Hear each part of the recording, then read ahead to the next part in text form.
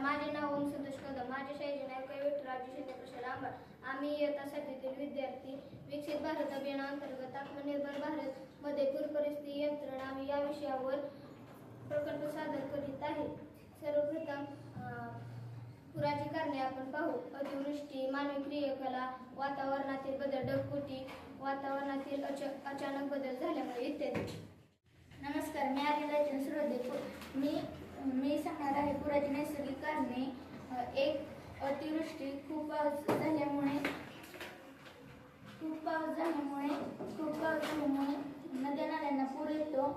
Number 2, बर्फ वितळणे. डोंगराळ भागात बर्फ वितळल्यामुळे पूर येतो. नंबर 3, सागरी भरती.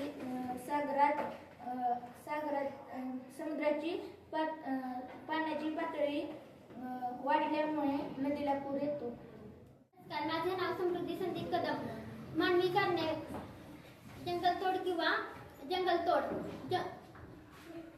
झाडे तोडल्यामुळे जमिनीत पाणी शोषून जाण्याची क्षमता कमी असते.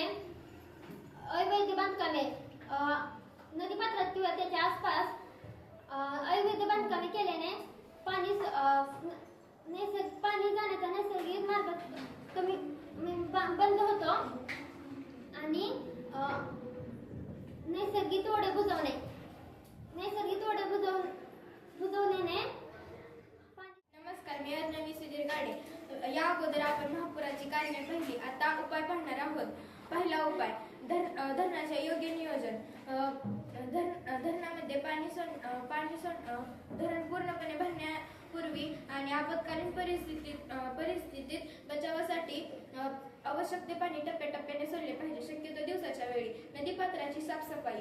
नदीपात्रात असणारा गाळ आणि कचरा काढून टाकले पाहिजे. त्यामुळे पाण्याची पातळी कमी राखता येते. उपाय तिसरा, अवैध बांधकामे रोखणे. नदीपात्रात आणि सभोवतालच्या परिसरात असणारी अवैध बांधकामे रोखण्यासाठी सर्व प्रकारची अवैध बांधकामे रोखण्यासाठी त्यावर कठोर कारवाई केली पाहिजे. माझे नाव सार्थक दिलीप कदम. आपत्कालीन उपाय. उपाय पहिला, सुरक्षित ठिकाणी स्थलांतर करणे. पूर येण्याची शक्यता असल्यास प्रशासनाच्या सूचनेनुसार त्वरित ठिकाणी जाणे. उपाय दुसरा, जीवनावश्यक गोष्टी सोबत नेणे, जसे की औषधे, पाणी आणि अन्नधान्य सोबत नेणे. उपाय तिसरा, वाहत्या पाण्यातून चालणे धोकादायक ठरू शकते. मी अंकिता आणि बलके. मी जनजागृती आणि पूर्वतयारी याच्यावर उपाय साधणार आहे. त्यातील पहिला, जनजागृती. लोकांना पुराच्या धोक्याबद्दल आणि सुरक्षतेच्या उपायांबद्दल जागरूक करणे आवश्यक आहे. त्यातील दुसरा, आपत्ती व्यवस्थापन.